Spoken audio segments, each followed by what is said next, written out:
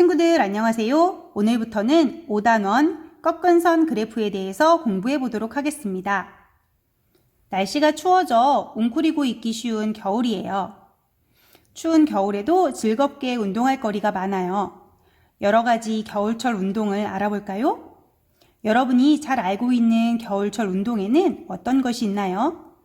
얼음 위에서 탈 수 있는 스케이트 타기가 있어요.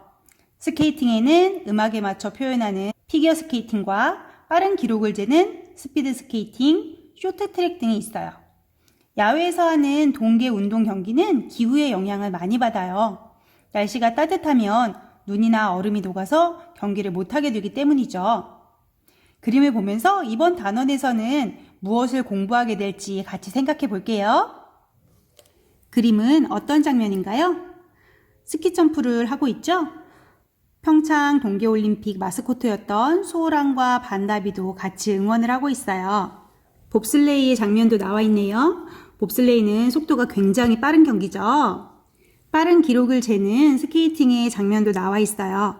스피드 스케이팅일까요? 쇼트트랙일까요? 피겨 스케이팅의 장면도 나와 있네요. 그런데 옆에 피겨 스케이팅 선수의 연도별 최고 기록이라는 자료가 나와 있어요.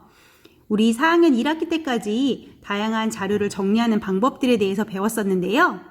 표로 정리할 수도 있었고요. 그림 그래프나 막대 그래프를 이용해서 자료를 정리할 수도 있었어요. 이번 단원에서는 지금과는 조금 다르게 꺾은 선을 이용해서 자료를 정리해 보도록 할 건데요. 본격적으로 꺾은 선 그래프를 공부하기에 앞서 수학 익힘 책 65쪽을 풀면서 지금까지 공부한 내용 정리하고 넘어갈게요.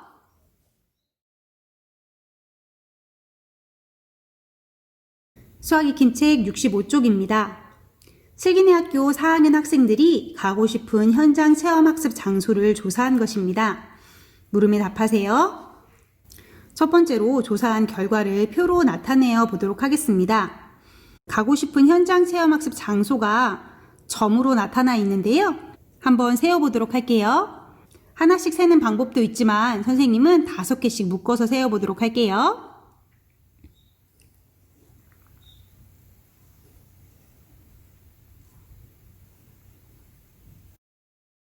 과학과는 16명이고요.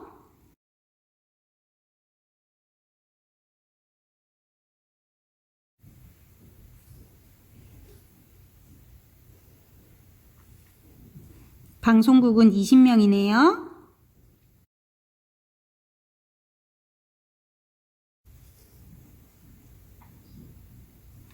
수영장은 14명이고요.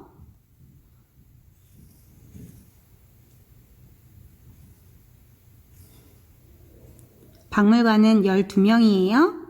미술관은 4명이네요. 그렇게 해서 전체 학생 수는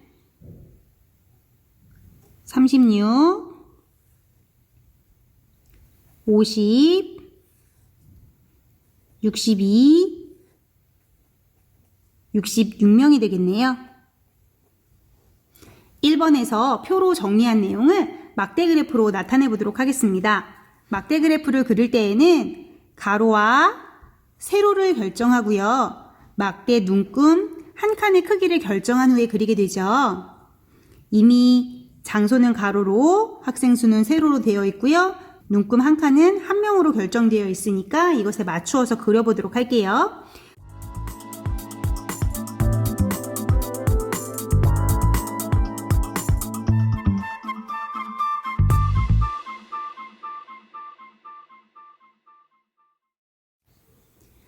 가장 많은 학생들이 가고 싶어하는 현장 체험학습 장소는 어디인가요?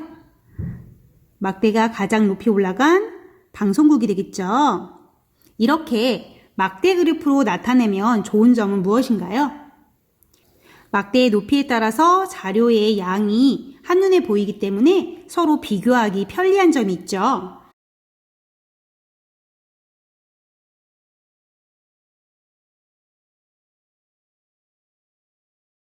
이제 본격적으로 꺾은 선 그래프에 대해서 공부해 보도록 할게요. 교과서 100에서 101쪽 꺾은 선 그래프를 알아볼까요? 에 대해서 공부해 보도록 하겠습니다. 운동선수가 되려면 신체 조건이 중요해요. 여러분들도 키에 관심이 많죠? 운동선수들은 너무 키가 커도 혹은 너무 작아도 어려움이 있을 수 있어요. 배구나 농구 선수라면 키가 많이 크면 좋겠지만 봅슬레이 선수라면 너무 크면 어렵겠죠? 피겨스케이팅 선수가 꾸민 수일이는 키에 관심이 많아요. 매년 키를 재어 기록하고 얼마나 잘하고 있는지 알아보고 있어요. 4학년 친구들의 키를 나타낸 그래프를 한번 보도록 할까요? 무엇을 조사한 자료인가요? 왼쪽에 있는 것은 수일이의 키가 나이에 따라서 어떻게 변했는지 나타낸 자료이고요. 오른쪽에 있는 자료는 수일인의 모든 친구들의 키를 조사한 자료이죠. 그렇다면 이 두 자료를 통해서 알 수 있는 것이 무엇인지 생각해 보도록 할게요. 먼저 수일이의 키에 관련된 자료입니다. 수일이는요, 키가 매년 자라고 있죠. 이건 당연한 이야기이긴 할 텐데요. 자세히 살펴보면 3에서 7세까지는 간격의 차이가 많아지는데 7에서 11세 사이에는 간격이 조금 더 좁아진 것들을 알 수 있어요. 수일이는 3에서 7세 동안 더 급격하게 컸고요. 7에서 11세에는 조금 더 완만하게 자랐어요. 두 번째 자료인 수일인의 모든 친구들의 키를 살펴보면 가장 큰 친구는 주영이죠. 그리고 민주가 가장 작은 것을 알 수 있어요. 수일이는 3세에서 7세에 조금 더 많이 성장했고 7에서 11세에는 성장이 완만해졌다고 했는데요. 이것을 확인할 수 있는 방법은 막대 그래프의 경우에는 막대의 차이를 통해서 알 수 있는데 오른쪽 선으로 나타내져 있는 부분에서는 가장 많이 기울어진 곳이 어디 있는지를 찾아보면 될 거예요.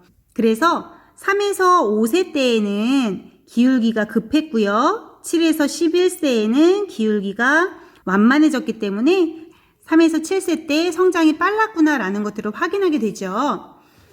그러면 두 가지 경우 중에서 수일의 키를 어떤 그래프로 나타내는 것이 좋을까요? 두 가지 경우 모두 크게 상관은 없지만 키는 계속 자라기 때문에 선으로 이어 그린 그래프가 조금 더 적당하다고 할 수 있을 거예요. 이렇게 수량을 점으로 표시하고 그 점들을 선분으로 이어 그린 그래프를 꺾은 선 그래프라고 해요. 3학년 때 배웠던 그림 그래프를 떠올려 본다면 그래프를 무엇으로 그렸었죠? 맞아요. 그림으로 그렸었어요. 1학기 때 배웠던 막대 그래프를 무엇으로 그렸죠? 네, 막대로 그렸어요. 지금 배우게 되는 꺾은 선 그래프도요. 그래프를 꺾은 선을 이용해서 그렸기 때문에 꺾은 선 그래프가 될 거예요. 지금 자료에는 구체적으로 나타나 있지 않지만 10살 때 수일이의 키는 몇 센티미터였을까요? 꺾은 선 그래프를 살펴본다면 9살, 11살이 이렇게 이어지고 있으니까 10살은 이 중간쯤이 되겠죠. 이 중간쯤 이렇게 돼서 요쯤 될 거예요. 그러면 한 칸은 10cm이니까 10살에는 138cm 정도 되지 않을까 예상해 봅니다. 꺾은 선 그래프로 나타내기 알맞은 자료에는 어떤 것들이 있을까요? 전국의 사망자 수와 출생자 수의 변화를 꺾은 선 그래프로 나타내면 좋겠죠. 이와 비슷하게 사회 시간에 배운 도시의 인구 변화 혹은 촌락의 인구 변화를 꺾은 선 그래프로 나타낼 수 있을 거예요. 또 연령별 체중이나 신장의 변화도 꺾은 선 그래프로 나타낼 수 있겠죠. 경제 성장률도 꺾은 선 그래프로 나타낸다면 한눈에 알아보기 쉬울 거예요. 이 외에도 다양한 자료들이 꺾은 선 그래프로 나타낼 수 있어요. 오늘은 우리 꺾은 선 그래프가 무엇인지에 대해서 알아봤어요. 수학익힘책 66에서 67쪽을 풀면서 오늘 공부한 내용 다시 한번 정리해 보도록 할게요. 다음 시간에는 꺾은 선 그래프에서 무엇을 알 수 있는지에 대해서 공부해 보도록 하겠습니다. 다음 시간에 만나요. 안녕.